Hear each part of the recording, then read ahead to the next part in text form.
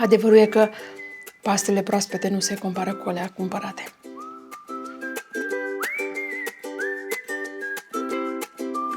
Vă salut cu mare drag și mă bucur să ne revedem! Eu sunt Abi și azi, ca de fiecare dată, vă invit la mine în bucătărie într-o nouă poveste culinară. Când îi întreb pe copii ce vor să le fac de mâncare, pastele sunt în top, iar pastele cu pui și sos alb sunt pe podium. Știu că sunt mulți producători de paste renumiți, ale căror paste le folosesc și eu de multe ori, însă oricând am timp, prefer să fac paste proaspete. Gustul lor este fenomenal. Haideți să pornim la treabă să vă arăt cât de ușor se pregătesc pastele cu pui și sos alb. Pentru această rețetă am folosit la aluatul de paste 200 g de făină, 2 ouă între 65-70 g fiecare, o linguriță ulei de măsline, o jumătate de linguriță sare. Din acest aluat rezultă aproximativ 350 g paste proaspete. Pentru sosul alb am folosit 700 g piept de pui, 300 ml smântână pentru gătit, 50 g parmezan ras, 3-4 căței de usturoi, 10 fire de pătrunjel proaspăt, 2 linguri ulei de măsline, sare și piper după gust și 2-3 polonice de apă în care au fiert pastele. Pe blatul de lucru punem făina, adăugăm o jumătate de linguriță de sare și amestecăm puțin. Formăm o gropiță în centru, în care spargem ouăle. Adăugăm și o linguriță de ulei de măsline și amestecăm cu o furculiță.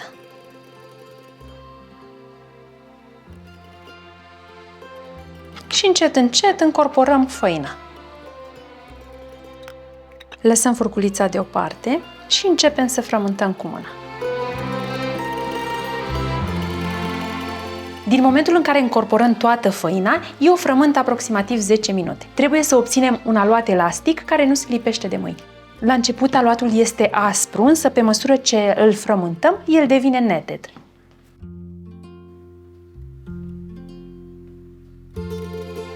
După 10 minute de frământat, am obținut un aluat tare, dar elastic. Ia uitați cât este de tare. Și nu se lipește absolut deloc de mână.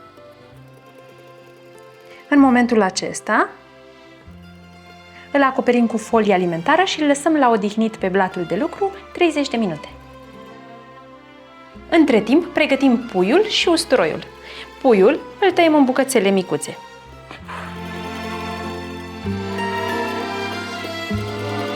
Condimentăm puiul cu sare, piper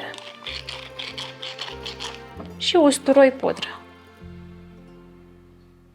Amestecăm și lăsăm deoparte. Iar aici tocăm 3 căței de usturoi. Uite ce ușor i-am desfăcut.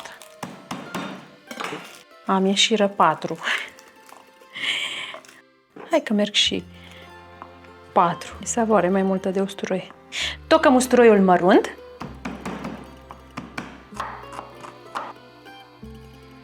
Și îl punem și pe acesta într-un bol. Trebuie să avem blatul curat ca să putem să montăm mașina pentru paste. După timpul de așteptare, împărțim aluatul nostru în 4 bucăți egale, iar din fiecare bucată formăm câte o bilă. Bineînțeles, ne ajutăm cu făină. Modelăm așa, ușor, într-o bilă. Și le păstrăm într-un prosop, pentru că altfel se usucă foarte repede. Le acoperim și pornim cu prima parte. Cu sucitorul o aplatizăm puțin, într-o formă ovală. Și trecem bucata noastră de aluat prin mașina de paste la setarea cea mai largă. La mine este 7.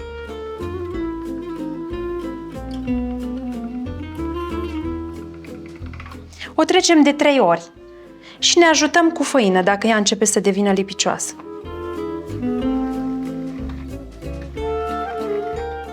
O împăturim, aducând capetele în mijloc.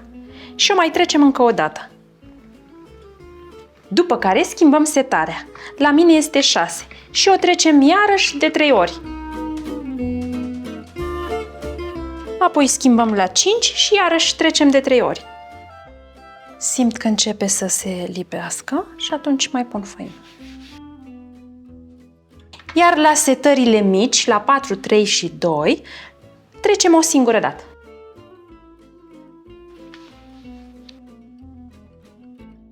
Punem destulă făină pe toată foaia și o împachetăm și o păstrăm sub prosop.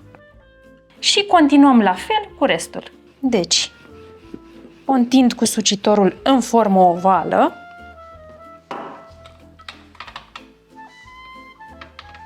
O trecem de 3 ori prin setarea cea mai mare. De fapt, eu le trec de 4 ori. A 4-a oară trec foaia împăturită. Apoi de 3 ori pe setarea 6, de 3 ori pe setarea 5 și câteodată pe 4, 3 și 2.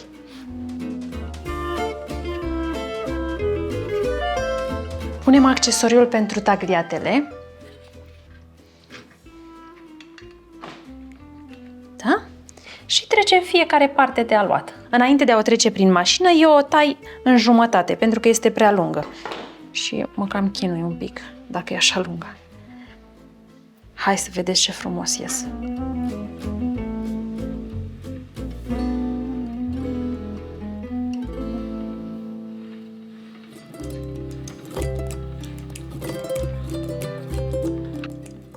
Și la fel le păstrăm pe prosop. Și procedăm la fel până terminăm toate bucățile de aluat. În momentul acesta le putem găti, așa cum facem noi astăzi, în apă fiartă, le fierbem 1-2 minute, sau le putem păstra la frigider pentru 2 zile, se păstrează perfect așa proaspete, în pungă sau în cutie închisă hermetic. Sau le putem usca, așa cum sunt ele, le întindem pe o tavă, iar după ce se usucă complet la temperatura camerei, le putem păstra în pungă de hârtie și le putem folosi oricând vrem noi. Este foarte important mașina de paste să nu o spălăm cu apă, ci doar să o ștergem cu o cârpă și ce resturi mai rămân, eu le scot cu o periuță. Pentru că altfel se vor întări acele resturi de făină cu apă și va ieși urât data viitoare. Am lăsat pastele frumos aici sub prosop, iar noi mergem cu puiul la foc. Într-o tigaie încăpătoare, cât mai largă, adăugăm uleiul și gătim puiul pentru 5-7 minute sau până începe să se rumenească. Gătirea se face la foc mare.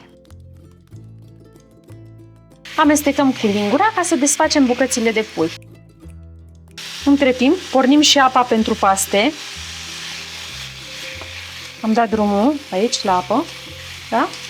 Cât timp gătim noi puiul, se fierbe și apa.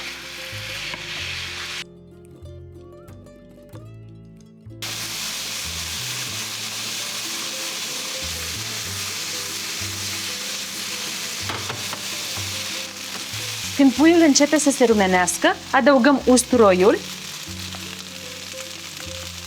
și lăsăm la călit pentru 30 de secunde. După care adăugăm smântâna pentru gătit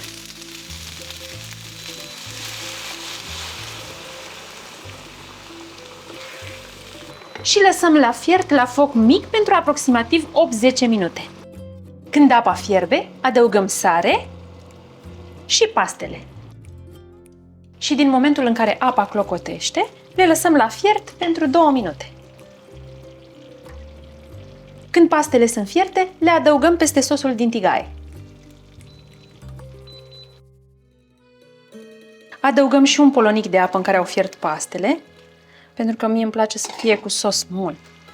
Și le mai gătim pentru 1 minut. Condimentăm cu sare și piper și la final parmezanul.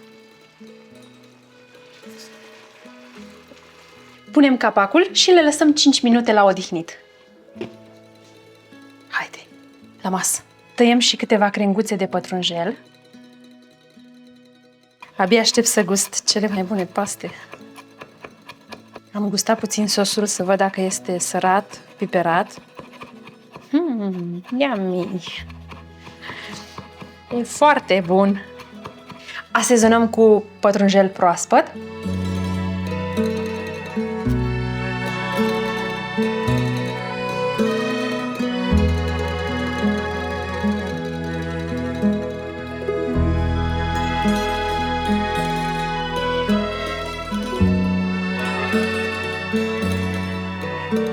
și în final gust.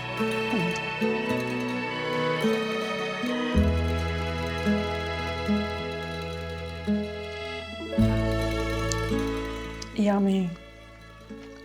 Sunt atât de bune. Farfuria am păstrat-o pentru poză, iar eu am gustat direct din tigaie. Jos pălăria.